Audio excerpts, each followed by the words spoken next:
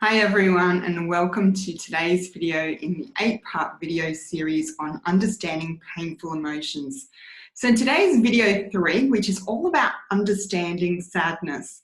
My name is Renee. I'm a relationship and life coach from Make the Move Coaching, helping people to make the move to greater joy and freedom. So let's get right into it.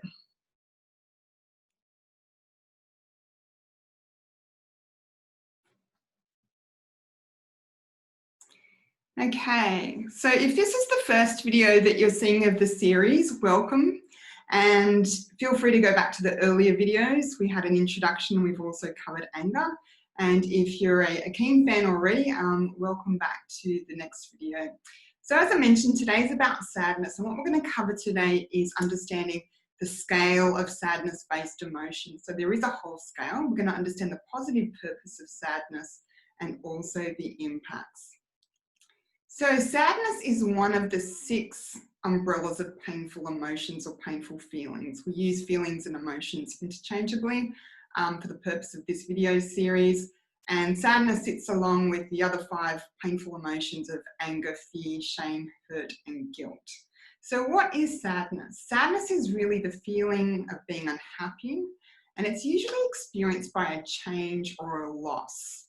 So my sister, who's also an awesome social worker, yes, I'm completely biased, often inducts her new students and tells them to get really good at grief and loss, because it's something that we experience throughout our whole lives through a range of events. And that can include things like, a change or a loss of job, receiving sad news, the ending of relationships, sometimes even moving house creates a sense of loss and grief. And of course, the one a lot of people are familiar with is the death of a loved one. And it's quite normal also to have mixed or conflicting emotions associated with an event relating to sadness. So for example, if we have an elderly person who's been terminally ill for a long time, we can feel quite sad that they've passed away, but equally relieved that they're no longer suffering. So that's a common experience as well, to have conflicting or very different emotions. And we can also experience grieving the loss of something that might not have been healthy for a person. So for people that are in or have been in unhealthy relationships, for example, even though they've ended the relationship, they know that it was a really good choice for them to end it, that relationship wasn't nourishing or helping them to thrive in any way. But there can still be grief around the loss of the good times or the positive memories around that relationship. And there's also a further one, it's about grieving the loss of what might have been. So for some women and potential parents in particular, miscarriage, can bring about a lot of grief as well, about, the potential for a new life, and equally, sometimes even missing out on job opportunities. You really wanted that job and it didn't come through. And sometimes there's grief around what could have been. So that's quite a common experience as well.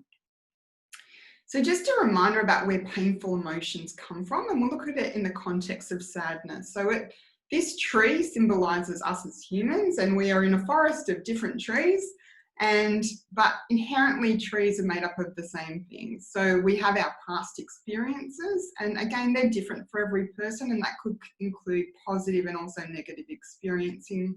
And sometimes the negative or traumatic experiences create limiting beliefs. So limiting beliefs are kind of like absolute statements that are usually in a kind of negative tone. So you might hear someone say something like, oh, that never works out for me, or, money doesn't grow on trees, or, things like that. So it's a limiting belief. In addition to that, we have our personality traits. So as humans, we're highly adaptable, and we often, develop these different parts of us that are like managers. So for some people, that's being the fixer or the rescuer, or other people it can be like a wounded child type sort of manager. And there's no judgment attached to this. It's just, humans and our personality traits that we develop as we move through life, and they can be changed if we want them to. We also have our biophysical and biochemical structure of the human body. So we have a central nervous system, so our brain, and also the endocrine system. So when we have thoughts, the brain sends signals to certain glands, they release certain chemicals in the body, things like adrenaline and cortisol if we're under stress or under threat. And that really shapes also how we have the emotional experience, because the emotional experience is very much a physical experience as well. We also have thoughts, of which only 5% actually come from the conscious mind. And the reason this is important is because when we have an emotion, some people say, change your thoughts, change your emotions. But with this, the subconscious mind, which holds 95% of the thoughts, you know, it's hard to use your conscious mind to get out in front of the emotion. And quite often we will be feeling the emotion well before we have any conscious thought about it, you know, to acknowledge I'm experiencing sadness. So that's inherently the root or the structure of us when it comes to understanding painful emotions. And then there's usually an event. So as I mentioned, some of the events around loss, changes will trigger the emotion. So sadness is the one we're looking at today, but it can also trigger a lot of different emotions. It can also trigger other ones like anger and fear, frustration, etc. And those manifest in very real physical symptoms, which we'll explore in a moment. So let's look at the sadness scale. So just be aware that this is an indicative scale. This is not an absolute scale. It's based on my personal perception. But what it tries to illustrate is how under the whole umbrella of sadness, there are a range of sadness-based emotions that move up a scale in terms of intensity. So on the left-hand side here, we've got things like disappointment, feeling disheartened, loneliness is really a big one, especially with COVID and just even people living more independently. We can feel upset, sad, and then there's more severe emotions of sadness or variants of sadness when we look at grief, feeling hopeless. And some of the more dangerous ones are actually when we're indifferent or apathetic, because that means we've stopped caring about ourselves, about life, we've lost our mojo. And the ultimate experience of sadness on the umbrella is depression. And that is a really significant mental health issue for people. So that's the umbrella of sadness. So, you know, it's important to understand that whilst you might be experiencing mild disappointment, it has the potential to escalate into more significant things if you don't actually acknowledge those emotions. But equally, there are just some events that will put us, you know, instantly in places. So, you know, it's not about always moving up the scale or down the scale. So grief, for example, in the most severe cases, sometimes losing a loved one, or even things like divorce. Divorce is, you know, very significant grief-based, you know, event. So those events can automatically trigger us to be at these more intense ones straight away. So we don't always feel this initially. And, you know, we sometimes move up the scale, down the scale. It's just about awareness that sadness can come in a range of different intensities and different feelings and emotions. But there is a positive purpose of sadness, and the main one really is it tells us what matters to us, especially if there's been someone or something that we've lost. It reminds us of actually how much we loved that person or how much we loved that thing. Thing being could be a career, a job, something that we enjoyed. And sadness can also make us stop and reflect. So it's quite a sedentary energy, which is very different to anger. Anger has more of an uplift energy, it's more active. So sadness can make us stop and reflect, which is sometimes important in a very busy world. It can compel us to make different choices and can also help us to appreciate things we may have taken for granted. You know, sometimes in life, we've lost someone or something, we say, geez, I wish I would have spent more time with that person. And then moving forward, we decide to spend more time with other people in our other relationships because we don't want to experience that intensity of sadness as well.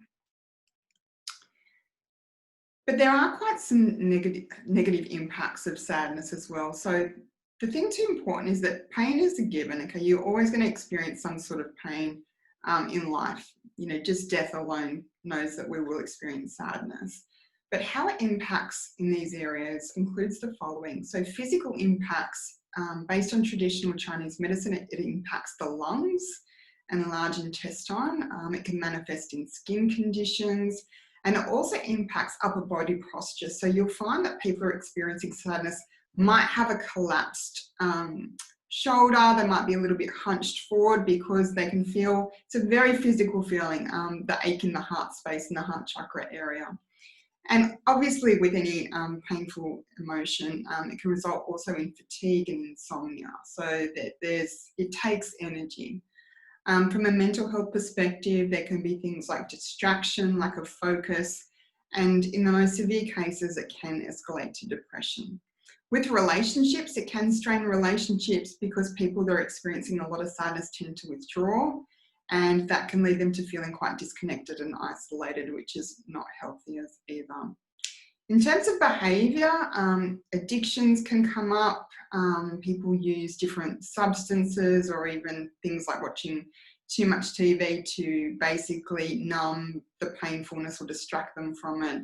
And sometimes with ultimate sadness, there's a lack of self-care. So people might stop, showering, getting dressed in the morning because they've actually lost their mojo or their zest for life. And in some cases, people who are experiencing really acute sadness can neglect their responsibilities as well. So those are some of the behavioural ways that sadness can manifest as well. So in summary, sadness has a positive purpose. It can compel us to reflect, make different choices, and also have greater appreciation. Sadness does have physical, mental, and relationship and behavioural impacts, and the most severe of those is probably if it escalates to depression. And it's important to notice the early signs of sadness to minimise that risk of depression, and also keep in mind that the emotional response is usually proportional to the perceived significance of the event, but not in all cases. So that just means that, if you lose someone who passes away, you might instantly be at grief or even depression. And there's also a view that depression is actually repressed anger as well. So sometimes we can fall into that depressed state because we're actually quite angry about something. So the painful emotions do have relationships with each other. So it's also important to explore that for yourself as well. But if you need help, so if there's any content that you've witnessed today that's been particularly painful for you or has triggered you in some way, do speak to a professional therapist, a life coach or a counsellor, and also holistic wellness practitioners can help you with dealing with sadness.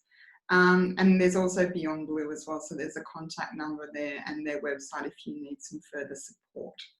So that is sadness, and the next video we're going to be exploring is fear.